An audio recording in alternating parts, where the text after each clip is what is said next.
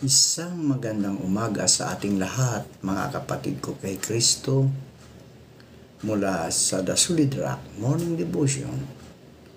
Isang kagalakan na muli tayo ay makapagbulay-bulay sa salita ng Panginoon sa umagang ito. Mga ilang minutong pagbubulay-bulay ng mga salita ng Panginoon upang papurihan at sambahin ang ating Panginoong Hesukristo. Ating pong ipagpatuloy ang ating morning devotion kahapon ng umaga tungkol sa kaligtasan. So, ang ating pong batayang talata ngayong umaga ay makikita natin sa Mateo, Kabanata 10, talatang 28. Ito ang sinasabi, "Huwag ninyong katakutan ang pumapatay ng katawan, ngunit hindi naman nakakapatay ng kaluluwa. Sa halip, ang katakutan ninyo ay ang Diyos na may kakayahang pumuksa ng katawan at kaluluwa sa impyerno." Pinagpala na po tayo sa pagkabasa at pagkarinig ng kanyang mga salita. Tayo po ay manalangin. Diyos na mapagmahal, naririto po ang iyong mga anak upang ikaw, Diyos, ay papurihan at sambahin sa magandang umaga na iyong ibinigay sa amin.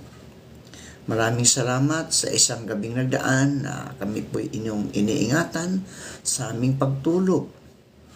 Maraming salamat, Panginoon, sa muli mong pagising sa amin. At muli mo kaming binigyan ng buhay, ng lakas at ng karunungan. Sa umagang ito, Diyos, patuloy naming inilalapit sa inyo ang aming mga kaibigan, mga kapatid sa pananampalataya na nangangailangan ng kagalingan. Hipuin mo po ang kanilang mga katawan upang sila, O Diyos, ay magkaroon ng kagalingan. Ibalik mo ang mga lakas na nawala dahil sa mga karamdaman, O Diyos. Partikular na po, Panginoon, ang aming kapatid na si Rodolfo Remarca na may kaunting karamdaman, Panginoon. Ibalik mo sa kanya ang lakas, Panginoon, upang patuloy siyang makapaglingkod sa inyo bilang iyong anak dito sa Anabo, Panginoon, at bilang iyong tagasunod, Panginoon. Amin din inilalapit sa iyo, O Diyos, ang aming mga kaibigan na naroon sa mga sitwasyon na naguguluhimihanan dahil sa mga pangyayari sa kanilang buhay. Panginoong Hesus, aliwin mo po sila. Ibalik mo sa kanila ang kanilang sadya, ang kanilang pagkamaligayahin, Panginoon. Ikaw, Diyos, ang patuloy na umawak sa kanilang mga buhay upang manumbalik ang kanilang mga pag-iibigan sa bawat isa, Panginoon. Panginoon Hesus, amin inilalapit sa iyo ang aming mga mag-aaral, mga estudyante, na patuloy mo silang ingatan, Panginoon. Ibalik mo sa kanila ang kasiglahan ng pag-aaral, Panginoon. Yung mga nahihirapan, O Diyos, ikaw, O Diyos, ang siyang patuloy na humawak sa kanila upang manumbalik ang kasiglahan sa kanilang pag-aaral. Maging ang mga guro, Panginoon, lalong-lala sa iyong paaralan, ang Philippine Christian University, na patuloy mo siyang pagpalain, Panginoon. Bigyan mo sila ito ng kalakasan, lalong-lalo na sa aming mga administrador, Panginoon. Tulungan mo po sila na ang iyong paaralan ay patuloy na magsashine sa kamay nilaan, Panginoon, dahil sa iyong sa pamagitan ng mission, Panginoon. Lord, sa umaga nito, patuloy kong itinataas sa inyo ang aming mga kaibigan na naroon sa ibang bansa nagtatrabaho. Patuloy mo po silang ingatan doon at ilayo mo po sila sa anumang kapahamakan. Lord, patuloy ko rin tinataas sa inyo ang aming mga kaibigang mga mangingisda na patuloy mo silang gabayan sa kanilang pangingisda, Panginoon. Lalong-lalo na, Panginoon, na palagi palang nagbabantay ang mga Chinese, Panginoon, doon sa Philippines Sea, Panginoon. Hindi sila makapagpangisda, Panginoon, dahil naroon.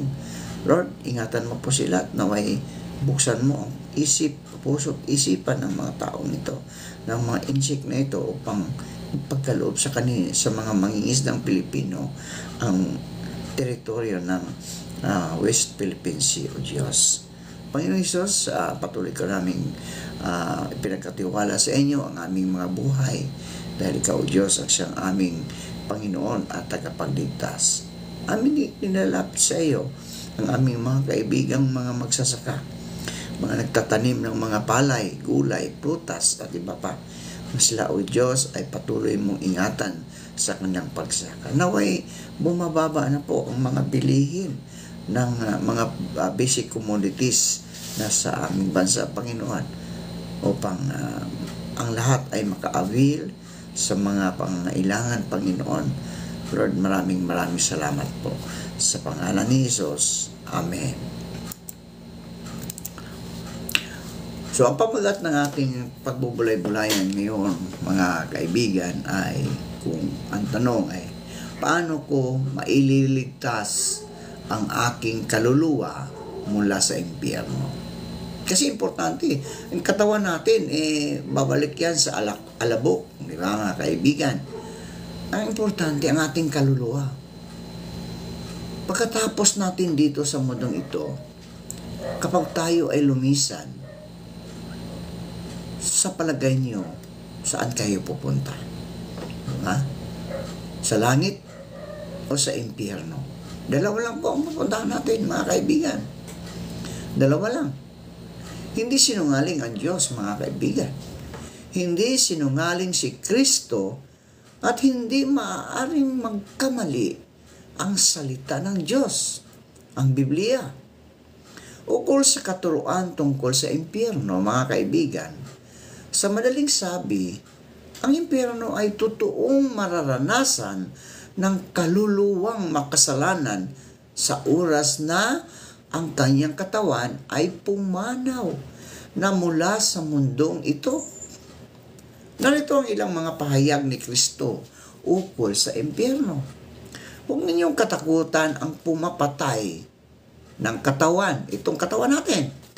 Ngunit hindi naman nakakapatay ng ating kaluluwa. Sa halip, ang katakutan ninyo ay ang Diyos na may kakayahang pumuksa ng katawan at kaluluwa sa impyerno. Marami sa atin ang takot sa mga mamamatay tao. O siyempre naman, takot tayo doon, no ba? Pero at iyon ay natural lamang. Natural lamang. May mga talagang masasamang tao. So, makasalanan, mamamatay tao. So, natural, tayo ay matatakot. Subalit, mga kaibigan, kung tutuusin, hindi sila ang talagang dapat katakutan natin. No? Hindi dapat sila ang katakutan natin. Kundi ang Diyos na may kakayahang pumuksa sa ating katawan at gayon din ng kaluluwa ng tao sa impyerno. Sinasabi lamang ni Jesus sa talatang ito na ang pagtungo sa impyerno ng isang kaluluwa ay mas nakakatakot o mas kagimbal-gimbal kesa sa kamatayan ng katawan ng taong iyon. Ba? Kasi kapag tayo ay naroon sa impyerno, mga kaibigan, walang hanggang paghihirap ang ating daranasin. Walang hanggang paghihirap. So sinabi ni Jesus na kung ang kamay mo ang nagiging sanhi ng iyong pagkakasala, putulin mo ito. Diba? Mas mabuti pa ang pumasok sa buhay na walang hanggan.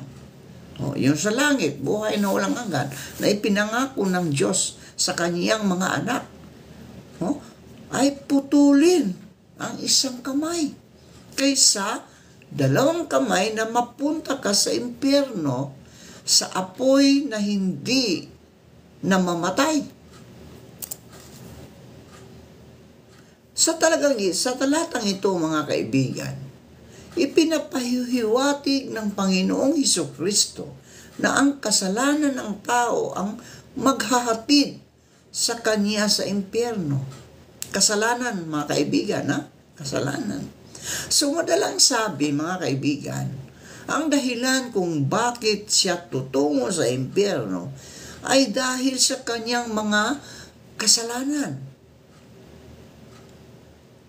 Kaya sinabi ng Panginoon na mas mabuti pang putulin mo ang iyong kamay kung ito ang sanhi ng iyong pagkakasala kaysa ikaw ay mapunta sa impyerno kung saan ang apoy doon ay hindi namamatay. Ang problema ay ito, kaibigan. Problema ay ito. Lahat halos ng bahagi ng ating katawan ay nagiging sanhi ng ating pagkakasala. Di ba? Lahat. Mata, ilong, tenga, bibig, kamay, etc. So, napakaraming bahagi ng ating katawan na ito ay nagiging sanhi ng ating pagkakasala. Ito man ay kamay, mata, tenga, pandinig ng mga chismis, bibig, isipan, sikmura o tiyan dahil sa katakawan at iba pa. So dahil dito, mga kaibigan, walang sinuman ang ligtas sa kaparusahan ng impyerno dahil lahat ng tao ay makasalanan. Kaya nga ang sabi ni Apostol Pablo, mga kaibigan, sa Roma 3:23, sapagkat ang lahat ay nagkasala at walang sinumang nakaabot sa kaluwalhatian ng Diyos. So at sinabi rin ni Apostol Pablo kung ano ang kabayaran ng kasalanan. Ayon sa Roma 6:23, no? Ang sabi niya, sapagkat kamatayan ang kabayaran ng kasalanan. So, ang kamatayang ito ang tinutukoy ng Panginoong Hesukristo nang sabihin niya, huwag ninyong katakutan ang pumatay ng katawan, ngunit hindi naman nakakapatay ng kaluluwa. Sa halip, ang katakutan ninyo ay ang Diyos na may kakayahang pumuksa ng katawan at kaluluwa sa impyerno. Ngayon, mga kaibigan, ang tanong ay ito: paano maililigtas ng isang tao ang kanyang kaluluwa mula sa impyerno? Ito naman ang sagot, mga kaibigan. Hindi natin kayang iligtas ang ating kaluluwa mula sa impyerno. Una, mga kaibigan, una sa lahat, kahit na desidido tayo na putulin ang lahat ng bahagi ng ating katawan na nagiging sanhi ng ating kasalanan, tayo ay magiging makasalanan pa rin. Sapagkat sa oras na ginawa natin iyon, para na rin tayong nagpakamatay. Di ba? Putulin mo kamay, putulin mo mata, ano na, wala nang naiwan. Di ba? Para ka na nagpakamatay. Sinaktan mo ang sarili mo, di ba? Di ba kasalanan din yun pag sinaktan mo ang sarili? Kasi sabi sa utos, ng 10 utos, mahalin mo ang iyong kapwa tulad ng iyong sarili. O kung sinaktan mo ang iyong sarili, edi para mo na rin sinaktan ang ibang tao, ang iyong kapwa. So, di ba yun ang utos? O. So, kasalanan pa rin yun, mga kaibigan. At ang pagpapakamatay ay kasalanan, o na ayon sabi doon, no? So kaya hindi solusyon ang putulin ang lahat ng bahagi ng ating katawan na nagiging sanhi ng kasalanan. So ano ngayon ang solusyon, mga kaibigan? Ayon sa magandang balita o ang ating mga Biblia, mga kaibigan, ay hindi na natin kailangang putulin ang ating kamay, o alinmang bahagi ng ating katawan upang makaligtas mula sa apoy ng impyerno. Hindi natin kailangang gumawa ng anumang pagpapahirap sa ating sarili para lamang maligtas mula sa impyerno at magkaroon ng lugar doon sa langit. Sapagkat ang totoo, kaibigan, ang totoo, ang lahat ng ating kasalanan, ang lahat ng ating mga kasalanan ay binayaran na ni Hesukristo nang siya ay namatay doon sa krus. Malinaw na malinaw yan. Binayaran na niya. Hindi na tayo kailangan putulin ang ating mga kamay, tanggalin ang ating mata, dahil ito'y sanhi ng ating pagkakasala. Pero sabi ng Panginoong Hesus, sabi ni Apostol Pablo, hindi na kailangan. Bakit? Kasi binayaran na ni Kristo ang ating mga kasalanan doon sa cross, di ba? Dahil sa pagmamahal niya sa katauhan, ibinigay niya ang kaisa-isa niyang bugtong na anak na si Jesus upang akuin ang lahat ng ating mga kasalanan. Di ba? Akuin niya. So hinugasan na tayo ng kanyang dugo nung namatay si Kristo doon sa krus ng Kalbaryo dahil sa ating mga kasalanan.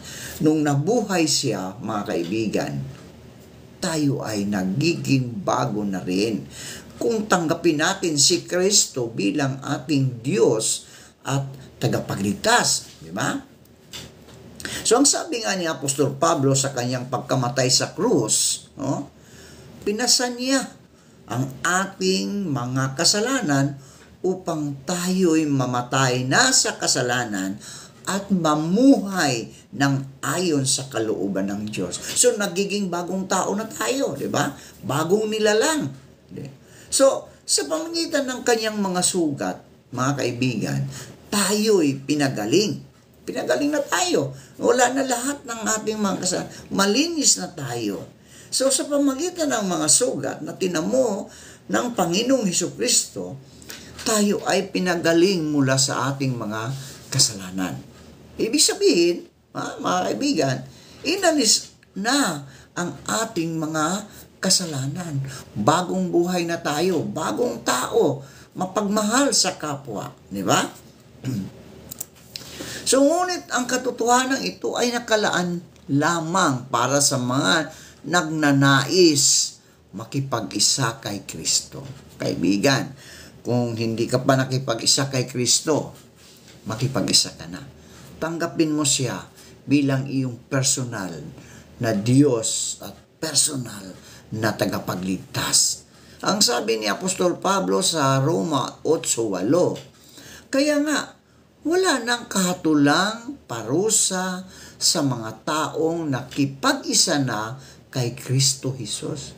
So, ang pakikipag-isa kay Kristo ay ang tunay na pananalig sa Kanya na nangangahulugan ng pagnanais na iayon ang iyong buhay sa Kanya.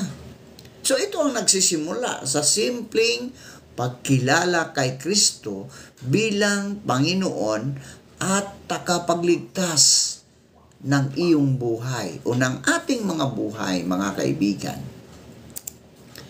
Tagapagligtas mula sa kaparusahan sa impyerno dahil sa iyong mga kasalanan.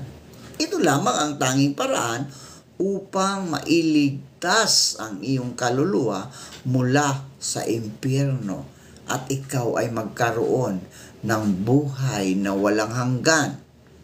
Ang sabi sa Juan 3:16-17, sapagkat gayon na lamang ang pag-ibig ng Diyos sa sangkatauhan, kaya't ibinigay niya ang kanyang kaisa-isang anak upang ang sinumang sumampalataya sa kanya ay hindi mapahamak,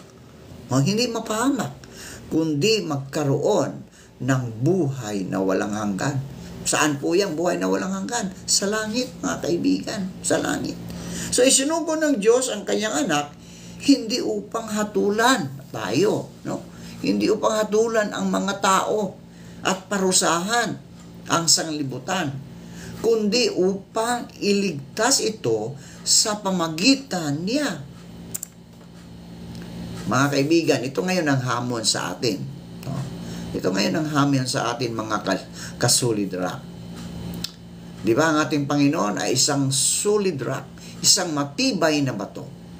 Kung ikaw, kaibigan, ay mananalig sa Kanya sa oras na ito at sasabihin mo mula sa iyong puso na nais mong makipag-isa sa Kanya. Tanggapin mo siya, kaibigan. Papasukin mo si Kristo sa iyong puso. Tanggapin mo siya bilang iyong personal na Diyos, personal na tagapagligtas. Ikaw ay bibigyan niya ng buhay na walang hanggan. Oras mismo, kaibigan. Ora mismo, ikaw ay maliligtas. Ay hindi ka nahahatulan o paparusahan doon sa impyerno dahil ikaw, kaibigan, ay anak ka na ng Diyos. Tanggapin mo siya, kaibigan. Huwag mo siyang tanggihan. Ang Panginoong Hesukristo ay kumakatok sa iyong puso. Ngayon, nararamdaman mo, kaibigan, na ang Diyos ay nasa iyong tabi. Nakaisa yung tabi upang siya ay papasukin mo sa iyong puso. Tanggapin mo siya bilang iyong personal na tagapagligtas. Kaibigan ko ngayon, pakiramdaman mo ang paligid mo. Pakiramdaman mo ang nasa sa iyong kapaligiran, ang mga hangin. Kung buksan mo ang iyong mga Biblia, buksan mo ang salita ng Diyos, basahin mo, pagbubulay-bulayan mo, papasukin mo si Kristo, kaibigan, upang siya ang mag-control sa iyong buhay. Lahat ng iyong mga karamdaman, kaibigan, lahat ng karamdaman mo, kapag ipinapapasok mo si Kristo sa iyong puso, mawawala yan. Magsisi ka at tanggapin mo bilang iyong Diyos at tagapagligtas. Purihin ang Panginoon. Tayo po ay manalangin. Marami pong salamat, Panginoon, sa iyong mga salita na aming napagbubulay-bulayan.